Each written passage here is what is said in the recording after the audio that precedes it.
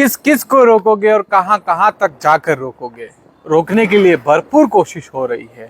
रोकने के लिए आपने मोबाइल बंद कराए और बैठक में जाने से पहले साफ साफ बता दिया कि ये बात आपके और हमारे बीच रहनी चाहिए। उसके बाद भी ये बात आ कैसे गई, इस बात को लेकर भी नेताजी बहुत चिंता में है कि आखिर बातें अंदर हो रही है और रोड पर उसकी चर्चा कैसे हो रही है। नमस्कार, मेरा नाम सतीश शर्मा है और आप देख रहे हैं सियासत। उदयपुर के एक नेताजी बड़े चिंतित हैं कि इस बार बीजेपी के कार्यकर्ता उस लेवल पर काम नहीं कर रहे हैं जिस लेवल पर करने चाहिए थे। हालांकि उदयपुर प्रवास के दौरान नेताजी पूरी कोशिश कर रहे हैं कि तमाम लोगों को एक किया जाए। इससे पहले तत्कालीन सभापतियों और पार्षदों की एक मीटिंग हुई, बुलाया गया, बातचीत हुई। उनकी मान मनोल के साथ साथ कड़े शब्दों में कहा दिया गया कि आपको चुनाव जिताना है, कुछ भी करो, कैसे भी करो, और आप कोई बुलाने आपको नहीं आएगा, आपको खुद आना है, खुद पार्टी के लिए काम करना है, वरना आपका भविष्य भी पार्टी के साथ साथ आगे कहीं अंधकार में ना चला जाए। तो खुले खुले शब्दों के साथ चेतावनी भी दी जा रही है। हालांकि चेतावनी के बाद उनके सामने कौन बोल सकता है। तमाम लोग कह रहे हैं हम तो लगे हुए हैं, हम तो काम करने को तैयार हैं, हम काम कर भी रहे हैं। तो फिर कहा जा रहा है कि काम कर रहे होते तो मुझे कहना नहीं पड़ता। तो कुछ इसी तरह की चर्चाएं फिलहाल एक पार्टी की हो रही है। मुझे लगता है नाम लेना ठीक नहीं होगा, क्योंकि सियासत देख रहे हैं आप, और मैंने बहुत दिन पहले बताया था कि सियासत में आपको दिमाग ज़्यादा लगाना होगा। मुझे कुछ नेताओं के नाम लेने में थोड़ी दिक्कत हो रही है। नाम लेना ठीक भी नहीं होता, मामला संविधान से जुड़ा हुआ है। खैर, कांग्रेस भी पूरी तरह जोश में नजर आ रही है, कह रही है कि हमारा इस बार अच्छा माहौल है। लेकिन कांग्रेस के कुछ लोग कह रहे हैं कि माहौल है या सिर्फ ऊपर ऊपर की हवा है, जो सिर्फ हवा स्प्रे की तरह बाजार में उड़ाई जा रही है और फिर चुनाव से पहले वो हवा गायब हो जाएगी और ये हवा कहीं बीजेपी की तरफ न मुड़ जाए। ब्राह्मण समाज के तमाम नेताओं पर, चाहे वो बीजेपी में हो और कांग्रेस में हो, भले ही वो नेता बीजेपी में हो, तो कांग्रेस के नेता प्रेशर कर रहे हैं कि आप आइए, समाज के प्रत्याशी का साथ दीजिए, उन्हें कहिए कि साथ आकर काम करें, समाज को एकजुट होना है।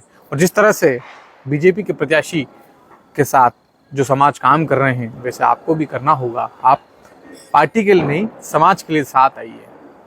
पूर्व उपमहापौर रह चुके एक नेता को भी खूब कहा जा रहा है कि आप समाज के साथ आइए, लेकिन पार्टी लाइन से बंधे होने के चलते जहाँ नहीं रहे। कांग्रेस के एक नेता हैं जो पहले पार्षद रह चुके हैं, ज्वेलरी कारोबारी है।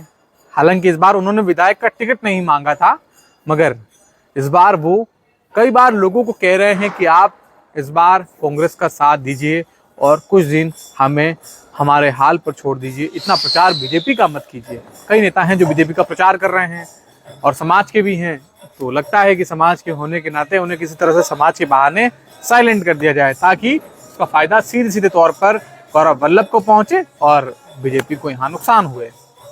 तो इसी तरह की बातें कांग्रेस वर्सेस बीजेपी की चल रही है, मगर तमाम कच्ची बस्तियों में अभी तक गौरव वल्लभ जा नहीं रहे हैं। हमने 2 दिन पहले भी कहा कि उन्हें जाना चाहिए, मगर वहाँ के वोटर उन्हें जान नहीं रहे हैं। उन्हें जानना चाहिए, उनसे बात करनी चाहिए। और मैं इसलिए कह रहा हूँ क्योंकि जब वोट कन्वर्ट होता है तो कौन से इलाकों से होता है। पढ़ा लिखा और जिसने मन बना लिया है वो तो तय कर चुका है उसे किसे वोट देना है। जो पार्टी का वोट है वो फिक्स वोट है, जो समाज का वोट है वो फिक्स वोट है। ऐसे में बचा कौन, किसके साथ जाना है? आप कन्वर्ट करेंगे तो किसे करेंगे? ऐसे में कच्ची बस्तियों की पकड़ जो है, हालांकि दोनों ही नेताओं की कमजोर दिख रही है यहाँ पर, कांग्रेस वर्सेस बीजेपी, लेकिन बीजेपी के मुकाबले कांग्रेस थोड़ी ज्यादा कमजोर यहाँ पर नजर आ रही है। लोग कह रहे हैं कि साहब बीजेपी प्रत्याशी के साथ इस बार उपमहापौर साहब कहाँ हैं? दीपावली के मौके पर महालक्ष्मी दर्शन करने तमाम नेता पहुंचे। ताराचंद जैन के साथ रविंद्र शिमाली थे, प्रमोद सामर थे, गजपाल सिंह राठौर थे, कई नेता थे, मगर पारस सिंह भी नहीं थे। जबकि दिल्ली गेट से लेकर उन्हीं के इलाके से होकर, ओल्ड सिटी से होकर जाना था, तो पारस सिंह भी क्यों नहीं आए? लोग कह रहे हैं वो आते हैं तो कुछ मिनट के लिए आकर चले जाते हैं। क्या वे नहीं आ रहे हैं, या आकर भी सिर्फ दिखावे के लिए आ रहे हैं, या आकर भी नहीं आ रहे हैं? इस तरह की बातें भी बीजेपी में खूब हो रही है। सुना है पारस सिंह भी और प्रमोद सामर को भी नेताजी ने समझा दिया है और कहा है कि आप लोग पार्टी का नुकसान किसी भी सूरत में मत सोचिए, आपको सिर्फ प्रत्याशी के साथ काम करना है। तो दोनों नेताओं ने खूब कहा कि भाई हम पार्टी के खिलाफ कहाँ हैं, हम तो सिंबल के साथ हैं। आपने कह दिया, पालना कर ली, हम तो काम कर रहे हैं। मगर नेताजी ने कहा कि ऐसे कहने से काम नहीं चलेगा, आपको बाजार में जाना होगा, समाजों के बीच जाना होगा, समाजों के बीच जाकर बताना होगा। और जब जो चुनाव 2013 का हो, 18 का हो, मेरे लिए जो काम किया था वो इस बार करना होगा। जैसे ही मीटिंग हुई, बाहर आए, बातें आउट हुई, लोग कहने लगे कि कैसे संभव है कि 2018 की तरह ये दो नेता समाजों में जाकर वोट मांगे। और मांगे भी कैसे, जो समाज की हम बात कर रहे हैं, ओसवाल समाज की बात करते हैं। ओसवाल समाज की मीटिंग जो नेताजी ले रहे हैं, उससे पहले गौरव वल्लभ ले चुके हैं।